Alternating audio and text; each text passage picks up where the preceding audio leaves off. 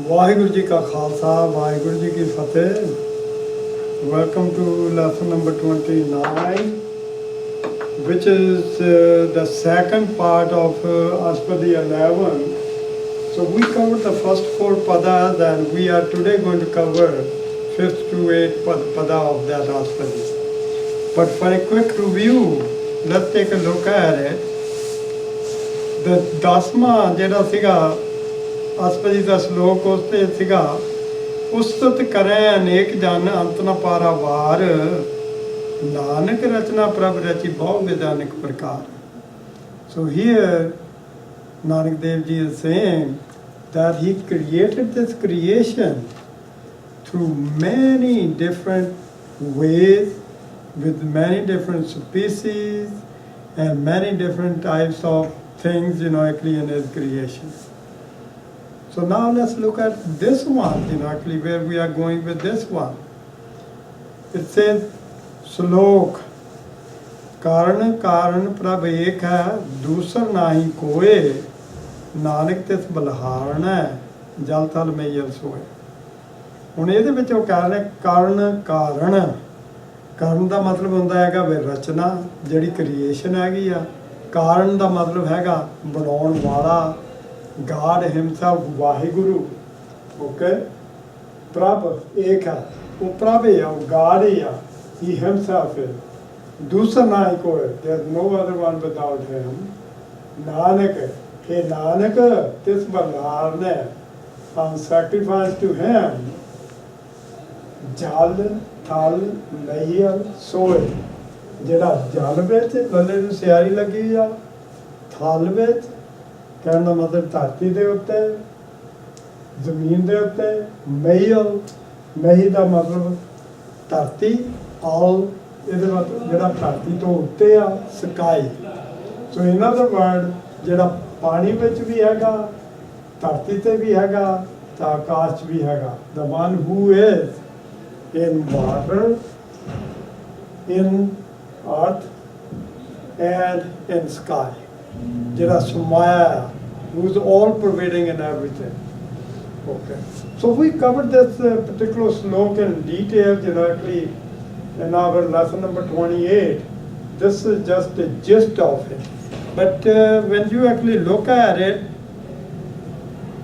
so the topics we are talking about is, we are talking about Prabhu, ਬਣਾਉਣ ਵਾਲਾ ਕਾਰਨ ਤਾਂ ਉਹਦੀ ਰਚਨਾ। ਤਾਂ ਨਾਲ ਇਹ ਕਿਹਾ ਵੀ ਜਿਹੜਾ ਉਹ ਪ੍ਰਭੂ ਹੈਗਾ ਉਹ ਇੱਕੋ ਹੀ ਆ, there is no one else besides him. ਜੇ ਉਹ ਤੋਂ ਬਗੈਰ ਹੈ ਹੀ ਨਹੀਂ ਕੋਈ, ਕਦੀ ਹੋਇਆ ਹੀ ਨਹੀਂ। This means all his rachana is also from him, it's part of him. So this is the point actually Guru Sahib is making in the next line, that he is actually all pervading in everything. Okay. Then actually in first pada it says kar dekhe apni badai Nanak sab mein riya samai. So here again they are saying that he beholds his work of his own greatness. Hey Nanak, he is pervading in all being. ਦੂਜੇ ਪਦੇ ਦੇ ਅਖੀਰ ਦੇ ਵਿੱਚ ਕਿਹਾ ਸੀ ਜੋ ਭਾਵੈ ਸੋ ਕਾਰ ਕਰਾਵੈ, whatever pleases him, ਉਹ ਕੁਛ ਹੀ ਉਹ ਸਾਰਿਆਂ ਤੋਂ ਕਰਾਉਂਦਾ ਹੈਗਾ। ਨਾਨਕ ਦ੍ਰਿਸ਼ਟੀ ਅਵਰ ਨਾ ਆਵੇ, without him, Guru Sahib is saying, I cannot even see anybody else. ਤੀਸਰੇ ਦੇ ਵਿੱਚ ਪਦੇ ਦੇ ਵਿੱਚ ਕਨਕਲੂਜਨ ਸੀ, ਕਰ ਕਿਰਪਾ ਜਿਸ ਆਪਣੀ ਭਗਤ ਦੇ, ਜਿਹਨੂੰ ਉਹ ਬਖਸ਼ ਕਰਦਾ ਹੈਗਾ ਆਪਣੀ ਭਗਤੀ, ਡਿਵੋਸ਼ਨਲ ਵਰਸ਼ਿਪ, ਨਾਨਕ ਤੇ ਜਾਂ ਨਾਮ ਮਿਲੇ, ਤਾਂ ਉਹੋ ਹੀ ਨਾਮ ਲੈ ਕੇ ਤਾਂ ਵਾਹਿਗੁਰੂ ਦੇ ਨਾਲ ਇੱਕ ਹੁੰਦੇ ਆ। ਦੇ ਆਰ ਦਾ ਵਨ ਉਹ ਫਿਰ ਵਾਹਿਗੁਰੂ ਨਾਲ ਜੁੜ ਜਾਂਦੇ ਹੈਗੇ। ਤਾਂ ਚੌਥੇ ਪਦ ਦੇ ਵਿੱਚ ਕਿਹਾ ਸੀ ਆਪਣੀ ਬਣਤ ਆਪ ਬਣਾਈ, ਨਾਨਕ ਜੀਵੈ ਦੇਖ ਵਡਾਈ। So he himself fashion the formation of his own world or own creation. ਦੂਜੇ ਅੱਖਰਾਂ ਦੇ ਵਿੱਚ ਕਹਿ ਲਓ, this creation is his handiwork. Hey Nanak, he enjoys by beholding and he is always in bliss. Okay. ਸੋ ਉਹਦੀ ਆਪਣਾ ਹੀ ਕੀਤਾ ਹੈ, ਸਾਰਾ ਕੁਝ ਆਪਣੇ ਆਪ ਤੋਂ ਕੀਤਾ ਹੈਗਾ। ਤਾਂ ਉਹ ਜਿਹੜਾ ਇਹ ਖੇਲ ਕੀਤਾ ਹੈ ਉਹਨੂੰ ਦੇਖ ਦੇਖ ਕੇ ਉਹ ਵਿਕਸ ਰਿਹਾ ਹੈਗਾ। And we cover it in our Nitnem also, Japji Sahib every day. ਹੁਣ 29 ਦੇ ਵਿੱਚ ਜਿਹੜਾ ਸੀਗਾ lesson, today's lesson, we are going to start with the 5th pada. ਇਹ ਤਾਂ ਚੌਥਾ ਸੀ ਨਾ ਪਹਿਲਾਂ। ਓਕੇ, 5ਵੇਂ ਪਦੇ ਤੋਂ ਅਸੀਂ ਸ਼ੁਰੂ ਕਰਨਾ ਹੈਗਾ। ਤਾਂ M I generally covering it right? ਜਾਂ 5ਵਾਂ ਪਦਾ ਹੀ ਕਰਨਾ ਹੈਗਾ ਹੋਰ। So let's look at this particular generically pada, how it starts. इसका बल नाही इस हाथ। Remember when we talk about ਕਾਰਨ, ਇੱਕ ਪਾਸੇ ਤਾਂ ਅਸੀਂ ਗੱਲ ਕਰ ਰਹੇ ਹਾਂ ਉਹਦੀ ਰਚਨਾ। So all the jeeves, the creatures, you know, the human beings are also his creation. So ਇੱਥੇ ਹੁਣ ਗੱਲ ਹੋ ਰਹੀ ਹੈਗੀ ਮੋਰਟਲ ਦੀ, ਬੰਦੇ ਦੀ ਹੋ ਰਹੀ ਹੈਗੀ ਆ। ਉਹ ਕਹਿੰਦੇ ਇਸਕਾ ਬਲ ਨਹੀਂ ਇਸ ਹਾਥ। So we are going to see that, you know, when he's going to talk about Jeev, he's going to start with the first one. The first 4 were basically, you know, talking about Prabhu, God himself. But here we are talking about his creation, you know, actually what he has created. ਤਾਂ ਉਹਦੇ ਵਿੱਚ ਦੱਸਦੇ ਹੈਗੇ ਆ ਬਈ ਉਹ ਹੀ ਕੁਛ ਕਰਦਾ ਹੈਗਾ ਜੋ ਕੁਛ ਵਾਹਿਗੁਰੂ ਉਹ ਤੋਂ ਕਰਾਉਂਦਾ ਹੈਗਾ। He cannot himself decide what to do or what not to do, ਕਿਉਂਕਿ ਜਿੱਦਾਂ ਆਂਦੇ ਉਹਨੇ ਪਹਿਲਾਂ ਕਰਮ ਵਗੈਰਾ ਕੀਤੇ ਹੈਗੇ ਆ, ਜਦ ਉਹਨੂੰ ਚੁਆਇਸ ਮਿਲੀ ਸੀਗੀ ਉਹਦੇ ਮੁਤਾਬਕ ਆਪਣੇ ਕਰਮ ਬਣੇ ਹੋਏ ਹੈਗੇ ਆ। ਉਹਨਾਂ ਕਰਮਾਂ ਦੇ ਮੁਤਾਬਕ ਹੁਣ ਵਾਹਿਗੁਰੂ ਨੇ ਜਿਹੜੇ ਉਹਦੇ ਲੇਖ ਲਿਖੇ ਹੋਏ ਹੈਗੇ ਆ, ਜਿਹੜੀ ਉਹਦੀ ਡੈਸਟਨੀ ਹੈਗੀ ਆ, he is trying to actually follow it and without any change.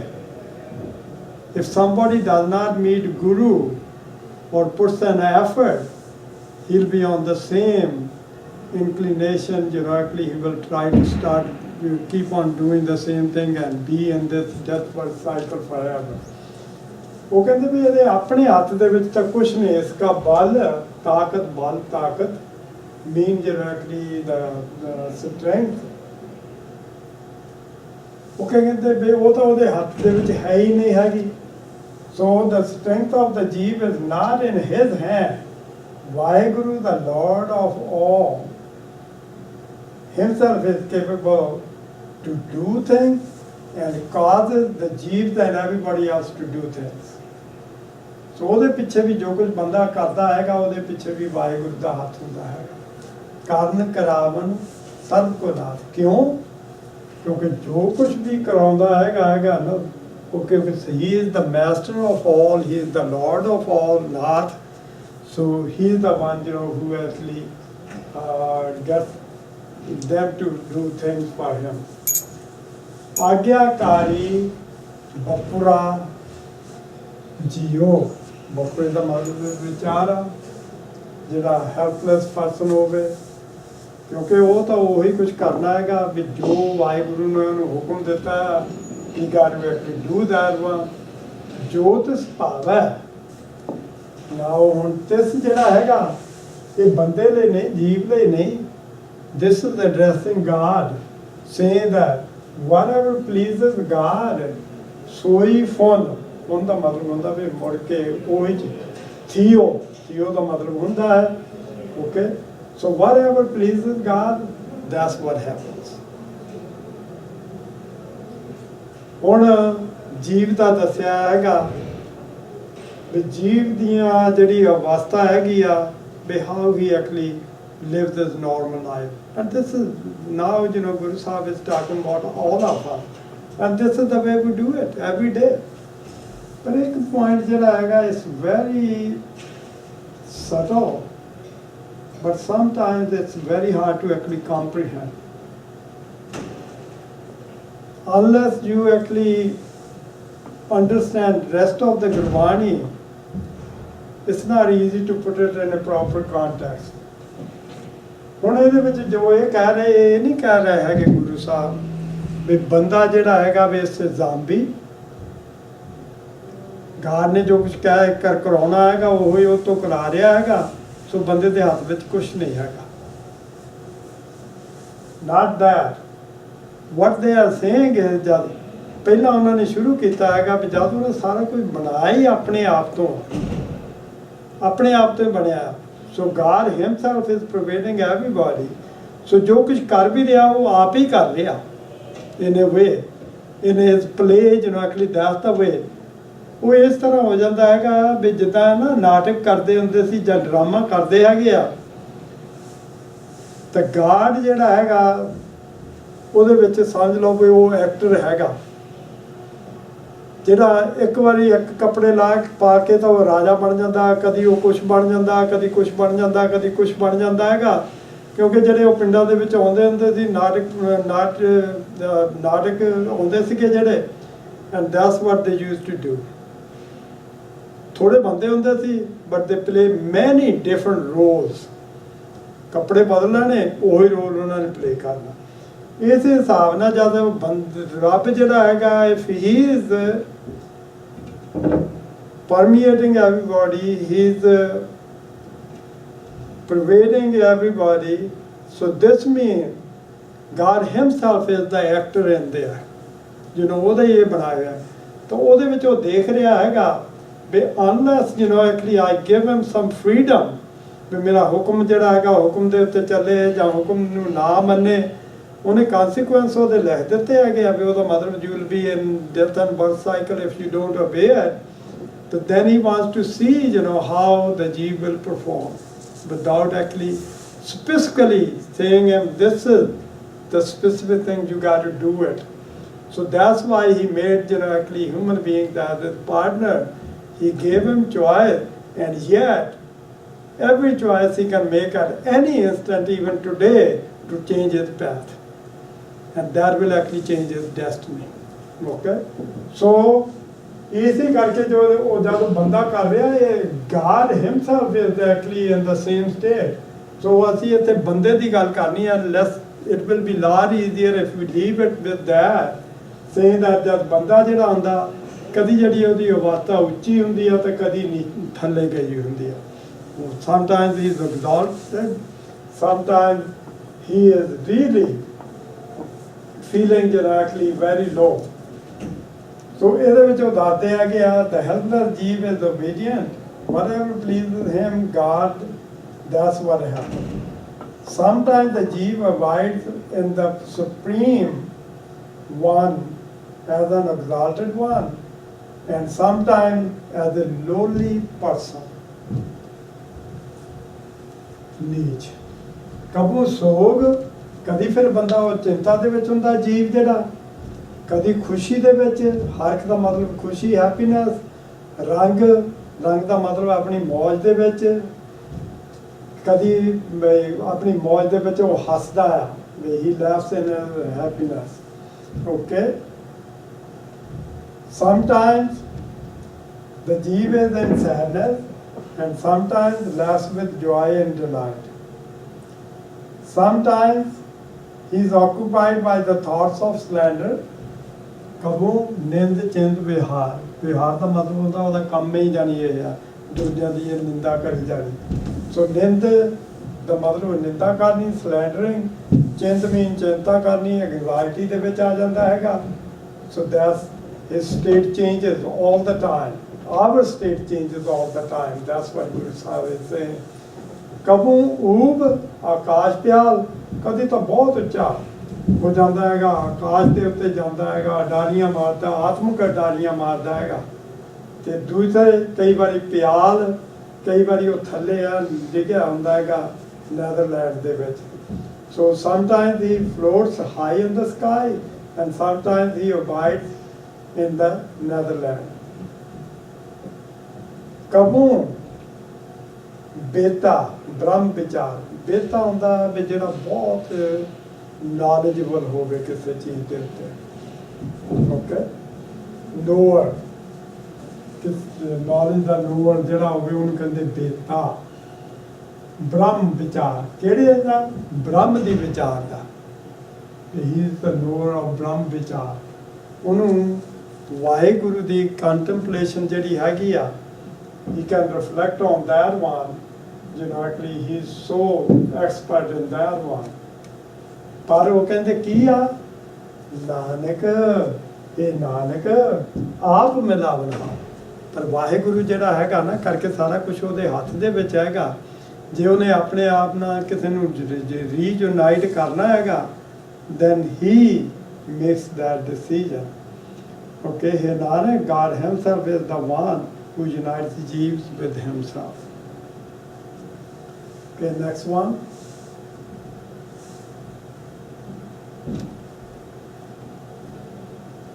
कबू नृत्य करे बहु भात, कबू सोए रहे दिन रात। ਹੁਣ ਇਹਦੇ ਵਿੱਚ ਅਸੀਂ ਜਦ ਨਿਰਤ ਦਾ ਗੱਲ ਕਰਦੇ ਹੈਗੇ ਆ ਨਾ, ਇੱਥੇ ਹੁਣ ਨਿਰਤ ਦਾ ਮਤਲਬ ਹੈਗਾ ਨਾਚ, ਡਾਂਸ। ਇਹਦੇ ਵਿੱਚ ਮਤਲਬ ਇਹੀ ਹੈਗਾ ਵੀ ਉਹ ਆਪਣੇ ਖੇਡ ਜਿਹੜਾ ਗੇਮ ਦੇ ਵਿੱਚ ਰਚਿਆ ਹੈਗਾ, ਖੁਸ਼ ਹੈਗਾ, ਨੱਚ ਰਿਹਾ ਹੈਗਾ, ਇਜ਼ ਇੰਡਲਜਨ actually ਲਾਈਫ। ਉਹਦੇ ਵਿੱਚ ਉਹਨੂੰ ਕੋਈ ਇੱਦਾਂ ਦੀ ਜਾਨੀ ਕੋਈ ਐਂਜ਼ਾਈਟੀ ਹੈ ਨਹੀਂ ਹੋ, ਬਟ ਹੀ ਇਜ਼ ਡਾਂਸਿੰਗ। ਭਾਤ ਕਈ ਤਰ੍ਹਾਂ ਦੇ ਉਹਦੇ ਹੁੰਦੀਆਂ ਜਿਹਦਾ ਤੋਂ ਉਹਨੂੰ ਖੁਸ਼ੀ ਮਿਲ ਜਾਂਦੀ ਹੈ। ਇਨ ਅਦਰ ਵਰਡ ਖੁਸ਼ੀ ਵੀ ਮਿਲਦੀ ਹੈਗੀ ਆ। ਅਤੇ ਇੱਥੇ ਨ੍ਰਿਤ ਦੇ ਨਾਲ ਜਿਹੜਾ ਹੈਗਾ ਡਾਂਸ ਦਾ ਮਤਲਬ ਇਹ ਹੈਗਾ ਜਿੱਦਾਂ ਸਾਨੂੰ ਧੰਦਿਆਂ ਦੇ ਵਿੱਚ ਲਾਇਆ ਆ, ਕੰਮਾਂ ਦੇ ਵਿੱਚ ਲਾਇਆ, ਅਸੀਂ ਉਹਦੇ ਵਿੱਚ ਰੁੱਝੇ ਹੋਏ ਆ, ਅਸੀਂ ਖੁਸ਼ ਹੈਗੇ ਆ, ਕਦੀ ਤਾਂ ਇੱਦਾਂ ਹੈਗੇ ਆ। ਸੋ ਇਹਦਾ ਮਤਲਬ ਹੈਗਾ ਇਹ ਜਿਹੜੀ ਉਹ ਐਫਰਟ ਪੁੱਟ ਇਨ ਕਰ ਰਿਹਾ ਜਦ ਜਾਗਦਾ ਹੈਗਾ ਤਾਂ ਸਾਰਾ ਦਿਨ ਜਾਣੀ ਵੀ ਕੰਮਾਂ ਧੰਦਿਆਂ ਦੇ ਵਿੱਚ ਆਪਣਾ ਨੱਠਾ ਭੱਜਾ ਫਿਰਦਾ ਹੈਗਾ। ਸੋ ਕਬੂ so and sometimes he becomes so lazy. Okay, ਤਾਂ ਉਹਦੇ ਵਿੱਚ ਉਹ ਸਾਰਾ ਦਿਨ ਰਾਤ ਸੁੱਤਾ ਰਹਿੰਦਾ ਹੈਗਾ, ਉੱਠਦਾ ਹੀ ਨਹੀਂ, ਆਪਣਾ ਕੋਈ ਐਫਰਟ ਹੀ ਨਹੀਂ ਪੁੱਟ ਇਨ ਕਰਦਾ। ਕਬੂ ਮਹਾਕ੍ਰੋਧ ਵਿਕਰਾਲ। ਸੋ these are all states of actually ਜੀਵ ਇੰਡੀਵਿਜੂਅਲ। ਇਹ ਸਾਰੇ ਅਸੀਂ ਸਾਰੇ ਇਹਨਾਂ ਥਾਂ ਜਾਂਦੇ ਹੈਗੇ ਆ। ਕਬੂ ਕਿਤੇ, ਕਬੂ the word is the very important one, actually that's why ਇੱਥੇ ਥੋੜਾ ਕਬੂ ਮਹਾਕ੍ਰੋਧ ਵਿਕਰਾਲ। ਕਈ ਵਾਰ he is in rage, ਕ੍ਰੋਧ ਦੇ ਵਿੱਚ ਵੈਰੀ ਵਾਈਲਡ ਐਂਗਰ ਦੇ ਵਿੱਚ ਆ ਜਾਂਦਾ ਹੈਗਾ। ਕਬੂ ਸਰਬ ਕੀ ਹੋਦਰਵਾ। ਤੇ ਕਈ ਵਾਰੀ ਉਹ ਇੰਨੀ ਨਿਮਰਤਾ ਦੇ ਵਿੱਚ ਹੁੰਦਾ ਬਾਕੀ ਦੇ ਸਾਰਿਆਂ ਦੇ ਪੈਰਾਂ ਦੀ ਧੂੜ ਬਣ ਜਾਂਦਾ ਹੈਗਾ। He become the dust of the feets of everybody else. He is in so much again we are talking about ਜੀਵ ਐਂਡ ਉਸ ਜੀਵ ਦੇ ਵਿੱਚ ਹੀ ਵਾਹਿਗੁਰੂ ਆ। ਕਬੂ ਅਪਕੀਰਤ ਮੈਂ ਆਵੈ। ਅਪਕੀਰਤ ਕੀਰਤ ਹੁੰਦੀ ਹੈਗੀ ਆ ਸੋਭਾ, ਤੇ ਜਿਹੜੀ ਹੁੰਦੀ ਹੈਗੀ ਅਪਕੀਰਤ ਉਹ ਜਿਹੜੀ ਹੁੰਦੀ ਮੰਦੀ ਸੋਭਾ, ਭੈੜੀ, ਬੈਡ ਓਨਰ। ਕਦੀ ਤਾਂ ਉਹਦਾ ਸਾਰੇ ਬੰਦੇ ਰਿਸਪੈਕਟ ਕਰਦੇ ਆ, ਕਦੀ he is a rat and everybody is disrespecting him. ਕਬੂ ਭਲਾ ਭਲਾ ਕਹਾ ਵੈ। ਤੇ ਕਈ ਵਾਰੀ ਉਹਨੂੰ ਸਾਰੇ ਜਿਹੜੇ ਹੈਗੇ ਆ ਬਹੁਤ ਚੰਗਾ ਕਹਿੰਦੇ ਹੈਗੇ, ਕਬੂ ਦੇ ਓਨਰ ਹੈ।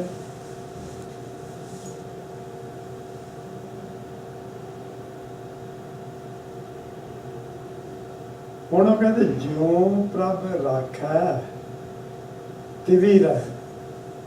ਅਗੇਨ ਉਹਦੇ ਹੱਥ ਦੇ ਵਿੱਚ ਤਾਂ ਕੁਛ ਨਹੀਂ ਹੈਗਾ, ਜੋ ਕੁਝ ਉਹਨੇ ਕਰ ਦਿੱਤਾ ਹੈਗਾ ਉਹਦੇ ਧਾਰਨਾ ਹੁਣ ਉਹਨੂੰ ਰਹਿਣਾ ਪੈਣਾ ਹੈਗਾ। ਜਿਉਂ ਪ੍ਰਭ ਰਾਖੈ, ਜਿੱਦਾਂ ਉਹਨੂੰ ਪ੍ਰਭ ਰੱਖਦਾ ਹੈਗਾ, ਤਿਵੀ ਰਹੇ, ਤਾਂ ਉਸ ਹਿਸਾਬ ਨਾਲ ਫਿਰ ਉਹ ਰਹਿੰਦਾ ਹੈਗਾ।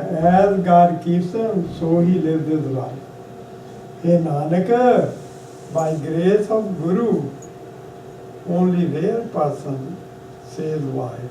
Similar. ਹੁਣ ਇਹਦੇ ਵਿੱਚ ਆ ਗਿਆ ਕਿ ਨਹੀਂ, ਗੁਰੂ ਦੀ ਮਿਹਰ ਦੇ ਰਾਹੀਂ ਗੁਰ ਪ੍ਰਸਾਦ ਨਾਨਕ ਸੱਚ ਕਹੇ। ਹੁਣ ਜਿਹੜਾ ਇੱਥੇ ਵਰਡ ਸੱਚ ਹੈਗਾ, ਸੱਚ ਦਾ ਮਤਲਬ ਹੈਗਾ ਵਾਹਿਗੁਰੂ। ਓਕੇ, ਵਾਹਿਗੁਰੂ ਨੂੰ ਰੈਫਰ ਕੀਤਾ ਹੈਗਾ। ਉਹ ਫਿਰ ਵਾਹਿਗੁਰੂ ਕਹਿੰਦਾ ਹੈਗਾ, ਕਹੇ ਸਿਮਰਦਾ ਹੈ, ਬੋਲਦਾ ਹੈ, ਜਾਂ ਜੇ ਉਹਨੂੰ ਕਹਿ ਦਿਓ। ਸੋ by grace of Guru, only a rare person says Vaheguru or does it simran. ਇਹਦੇ ਵਿੱਚ ਹੁਣ ਇਹ ਦੇਖਣ ਵਾਲੀ ਗੱਲ ਹੈਗੀ ਆ, ਅਗੇਨ ਜਦੋਂ ਪੁਆਇੰਟ ਉੱਥੇ ਹੀ ਆ ਜਾਂਦਾ ਹੈਗਾ ਵੀ ਜੀਵ ਜਿਹੜਾ ਹੈਗਾ ਆ, jeev has to actually live under the whole hukum of God. But within that, God's hukum, He is allowed, and it is still His hukum, to not obey that hukum, but face the consequence of that. Okay?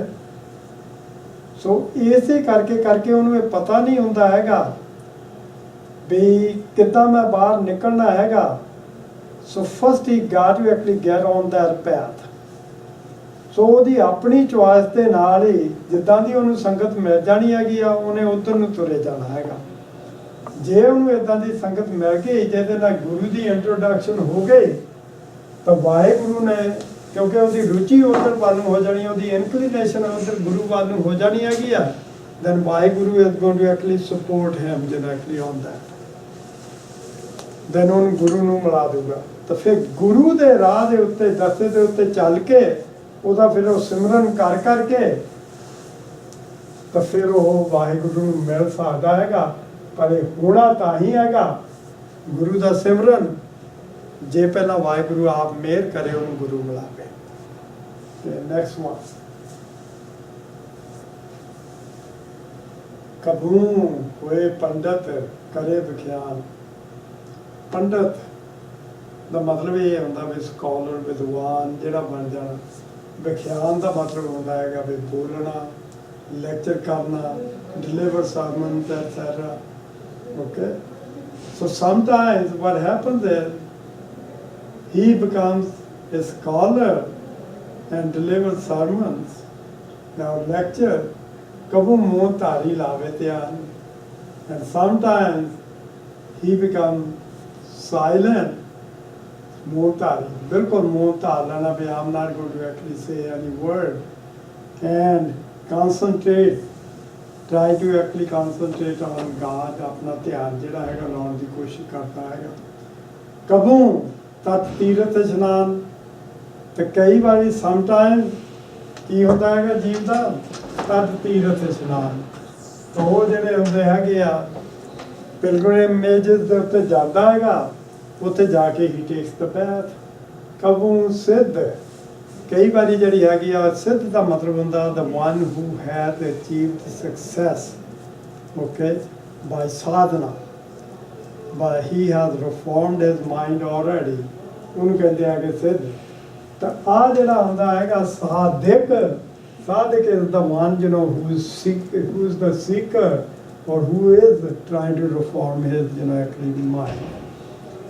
ਮੁੱਖ ਗਿਆਨ. ਕਦੀ ਆਪਣੇ ਮੂੰਹ ਦੇ ਉੱਤੋਂ ਜਿਹੜਾ ਹੈਗਾ he actually departs some of the knowledge. ਕਬੂ ਕੀਟ ਹਸਤ ਪਤੰਗ ਹੋਏ ਜੀਆ. ਤੇ ਕਈ ਵਾਰੀ ਜਿਹੜਾ ਹੈਗਾ ਉਹੋ ਹੀ ਜਿਹੜਾ ਜੀਵ ਹੈਗਾ ਮੋਰਟਲ ਹੈਗਾ, he actually becomes worm, ਹਸਤੀ, ਹਾਥੀ, elephant, patang, moth, and other, you know, actually ਜੀ ਜਿਹੜੇ ਹੈਗੇ ਆ ਸਪੀਸੀਜ਼ ਜਿਹੜੀਆਂ ਜੀ ਦੀਆਂ ਹੈਗੀਆਂ, he becomes that.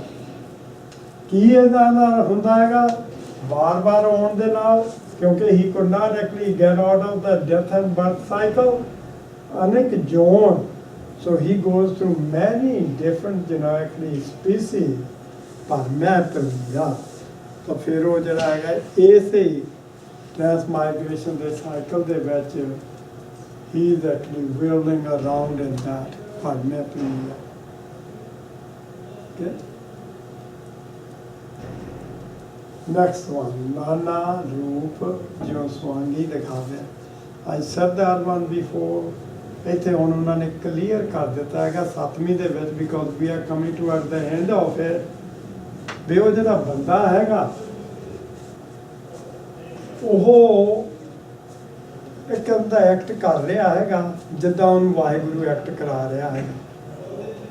Actually Waheguru ਦੀ ਜਿਹੜੀ ਜੋਤ ਉਹਦੇ ਅੰਦਰ ਹੈਗੀ ਆ, ਉਹ ਹੀ ਵਾਹਿਗੁਰੂ ਜਿਹੜਾ ਹੈਗਾ ਉਹਦਾ ਸੁਆਂਗ ਉਹਨੇ ਬਣਾਇਆ ਹੈਗਾ। ਹੀ is acting like that, okay, he is playing that part in that. ਕਿਉਂਕਿ ਜਿੱਦਾਂ ਉਹ ਪ੍ਰਭੂ ਨੂੰ ਪਾਉਂਦਾ ਹੈਗਾ, the one actually however it pleases the God, ਉਹਨੂੰ ਉੱਦਾਂ ਹੀ ਨਚਾਵੇ। ਕੋਈ ਨਿਰਤ ਦੀ ਗੱਲ ਕਰਦੇ ਸੀ ਨਾ, ਕਿੱਧਰ ਨੂੰ ਉਹਨੂੰ ਦੌੜਾਉਂਦਾ ਹੈਗਾ, ਨਚਾਵੇ। ਹੁਣ ਇਹਦੇ ਵਿੱਚ ਨੱਚਣ ਦਾ ਕਰਤਾ, ਉੱਥੇ ਨਿਰਤ ਕੀਤਾ ਸੀਗਾ। That's how we actually ask him to dance or to carry on his duties or perform his task, or chores. ਜੋ ਤਿਸ ਭਾਵੈ ਸੋਈ ਹੋਏ, whatever pleases God, that's what happens. Nanak ਦੂਜਾ ਅਵਰ ਨਾ ਕੋਈ। And without God, there's nobody one else.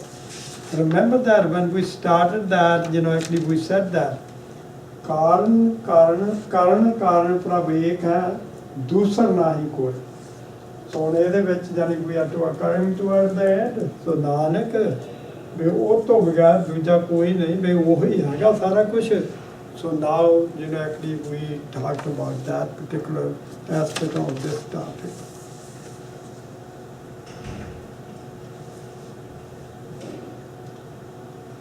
आठवां पदा, कबहू साध संगत पा लेंदा है, पावे दा मतलब पा लेंदा। And again, actually talking about that particular जीव, पर ਹੁਣ ਥੋੜਾ ਜਿਹਾ ਚੇਂਜ ਹੋ ਗਿਆ। ਹੁਣ ਇਹ ਚੇਂਜ ਇਹ ਹੋ ਗਿਆ ਵੀ ਹੁਣ sometimes what happens to that जीव, he actually gets the ਸਾਧ ਸੰਗਤ। ਸੋ ਇਹਦੇ ਵਿੱਚ ਹੁਣ ਉਹ ਕਹਿ ਰਿਹਾ ਵੀ ਜਦੋਂ ਕਦੇ whenever he actually finds the ਸਾਧ ਸੰਗਤ, ਪਾ ਲੈਂਦਾ ਹੈਗਾ ਸਾਧ ਸੰਗਤ। Again, I want to emphasize it. We typically, actually, it doesn't matter what we are doing. Prakash Kita, we never acknowledge that Guru is there, Guru's Jyot is present there, but everybody is sitting in there, and we consider everybody Sadh Sangat. It is true. If they have come in, actually did the matha take and sat down, they have actually come to the Sangat of Guru. They came there for the Sangat of Guru, not for the Sangat of you or anybody else. But sometimes, actually we start feeling, जिन्ने भी इत्थे बैठे है, we do not acknowledge the Guru, but we start saying this is the Sadh Sangat. They are Sadh Sangat because of that Guru up there. If the Guru is not there, that's not Sadh Sangat. They are ordinary people. We could be any other meeting, actually any place else, in any other crowd, actually, but we cannot actually call it Sadh Sangat. ਸੋ ਤੁਹਾਡੇ ਮਨ ਦੇ ਵਿੱਚ ਜਿੰਨੀ ਦੇਰ ਇਹ ਆਉਂਦਾ ਨਹੀਂ ਹੈਗਾ ਵੀ ਜਿੱਥੇ ਮੈਂ ਬੈਠਾ ਹੈਗਾ ਵੀ ਮੈਂ ਗੁਰੂ ਦੀ ਹਜ਼ੂਰੀ ਦੇ ਵਿੱਚ ਬੈਠਾ ਹੈਗਾ, then you are in the ਸਾਧ ਸੰਗਤ। ਜੇ ਮਨ ਕਿਤੇ ਹੋਰ ਹੈਗਾ ਤਾਂ ਬਾਕੀ ਦਿਆਂ ਦੇ ਵਿੱਚ ਬੈਠਾ ਤਾਂ ਕਹੀ ਜਵੇ ਵੀ ਮੈਂ ਸਾਧ ਸੰਗਤ ਦੇ ਵਿੱਚ ਬੈਠਾ, then that's not right, actually you are not in the ਸਾਧ ਸੰਗਤ itself, okay? ਸੋ ਇਹਦੇ ਵਿੱਚ ਬਹੁਤ ਇੰਪੋਰਟੈਂਟ ਸਾਧ ਦੀ ਸੰਗਤ ਆਏ ਕਰਦੇ ਨੂੰ ਕਰਦੇ ਨੂੰ ਕਰਨ ਔਂਕੜ ਨਹੀਂ ਹੁੰਦਾ ਹੈ। ਸਾਧ ਦੀ ਸੰਗਤ ਦੇ ਪਾ ਗੁਰੂ ਦੀ ਸੰਗਤ ਦੇ ਪਾ ਲੈਂਦਾ ਹੈਗਾ, ਉਸ ਸਥਾਨ ਤੇ ਬੋਹਰ ਨਾ ਹੈ। ਆਹ ਬੜਾ ਇੰਪੋਰਟੈਂਟ ਪੁਆਇੰਟ ਹੈਗਾ। ਇਸ ਸਥਾਨ ਤੇ ਪਹੁੰਚਦਾ ਬੰਦਾ ਕਾਹਦੇ ਸਾਧ ਸੰਗਤ ਦੇ ਵਿੱਚ ਕਦ ਪਾਉਂਦਾ ਹੈਗਾ। ਇਹ ਹੈਗੀ ਆ ਜਿੱਦਾਂ ਜਪਜੀ ਸਾਹਿਬ ਦੇ ਵਿੱਚ ਵੀ ਅਸੀਂ ਪੰਜਾਂ ਖੰਡਾਂ ਦੀ ਗੱਲ ਕਰਦੇ ਹੈਗੇ ਆ।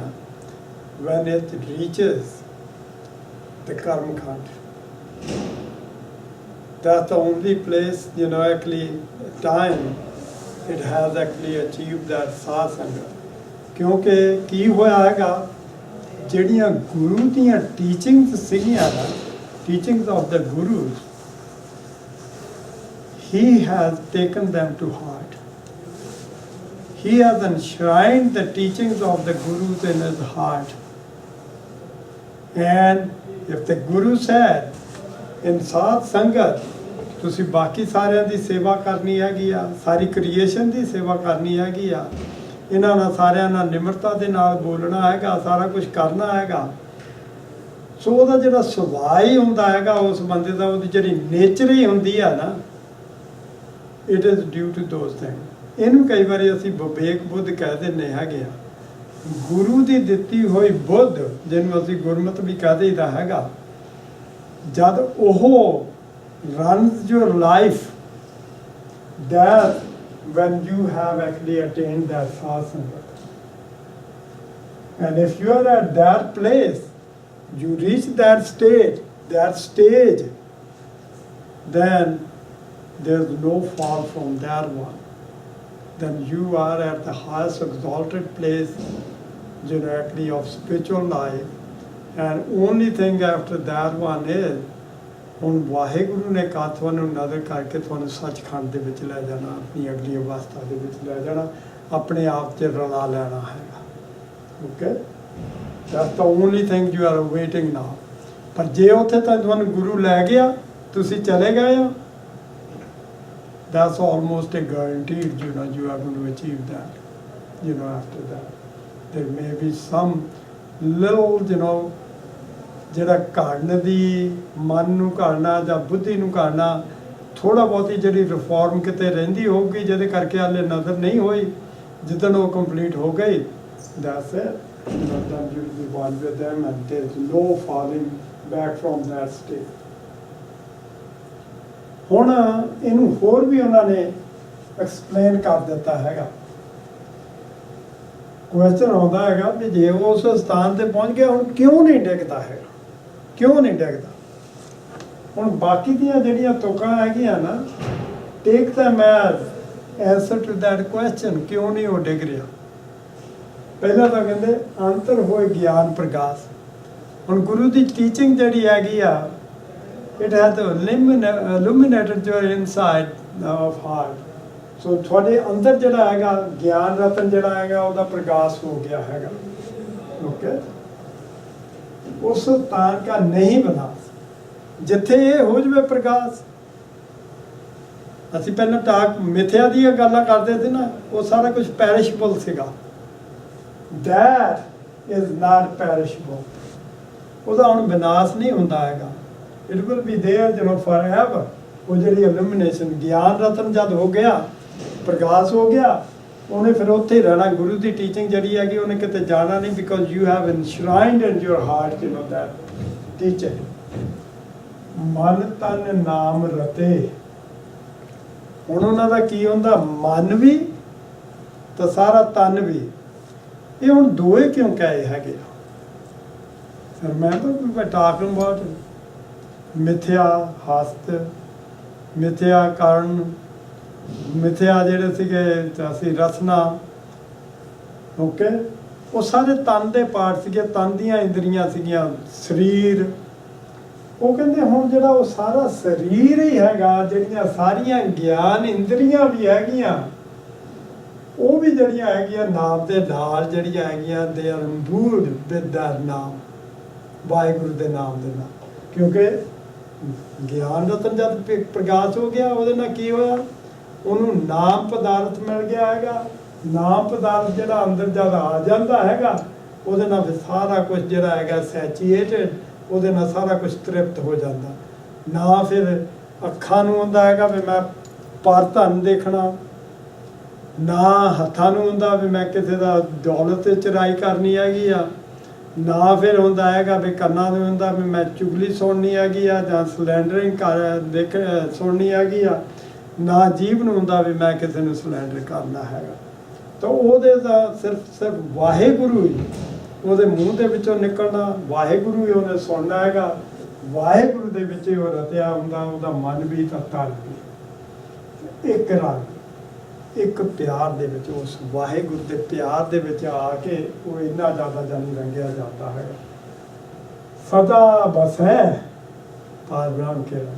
ਜਿਹੜੇ ਇੱਦਾਂ ਦੇ ਬੰਦੇ ਰਤੇ, ਤਾਂ ਹੀ ਉਹਨਾਂ ਨੇ ਕਿਹਾ ਵੀ ਇਹ ਪਲੂਰਲ ਬੰਦੇ ਹੈਗੇ ਆ, ਜਿਹੜੇ ਬੰਦੇ ਇਸ ਅਵਸਥਾ ਦੇ ਵਿੱਚ ਆ ਜਾਂਦੇ ਹੈਗੇ ਆ, ਉਸ ਸਥਾਨ ਦੇ ਵਿੱਚ ਪਹੁੰਚ ਜਾਂਦੇ ਹੈਗੇ ਆ, ਉਹ ਫਿਰ ਇੱਕ ਪਿਆਰ ਦੇ ਵਿੱਚ ਰੰਗੇ ਹੋਏ ਹੁੰਦੇ ਹੈਗੇ ਆ, ਤਾਂ ਹਮੇਸ਼ਾ they take a board ਪਾਰ ਬ੍ਰਹਮ ਕੇ ਸਾਥ, they are living with Waheguru, they are abiding by Waheguru. Okay.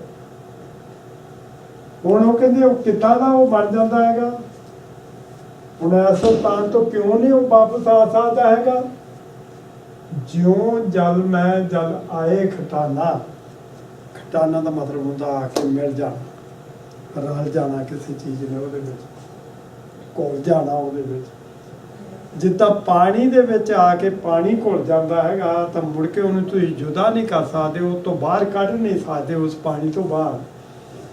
ਇਸੇ ਤਰ੍ਹਾਂ ਉਸ ਸਥਾਨ ਤੋਂ ਜਿਹੜਾ ਹੈਗਾ he will never fall from that one, ਜਿਵੇਂ ਉਸੇ ਤਰ੍ਹਾਂ। ਤੇ ਇਦਾਂ ਹੀ ਉਹਦੇ ਵਿੱਚ ਉਹਨਾਂ ਨੇ ਨਾਲ ਇੱਕ ਹੋਰ ਸਿਮਰੀ ਦੇ ਕੇ ਆਧਾਰ ਦੇ ਕੇ ਕਲੀਅਰ ਕਰ ਦਿੱਤਾ, ਕਿਉਂ ਜੋਤੀ ਸੰਗ ਜੋਤ ਸਮਾਨਾ। ਜਿਹੜੀ ਤੁਹਾਡੀ ਆਤਮਾ ਹੈਗੀ ਆ, ਉਹ ਜਿਹੜੀ ਆਤਮਾ ਹੈਗੀ ਆ, ਜਿਹੜੀ ਉਹ ਜੋਤ ਹੈਗੀ ਆ, ਉਹ ਜਿਹੜੀ ਹੈਗੀ ਆ ਵਾਹਿਗੁਰੂ ਦੀ ਜੋਤ ਦੇ ਵਿੱਚ ਐਨ ਰਲ ਗਈ ਹੈਗੀ।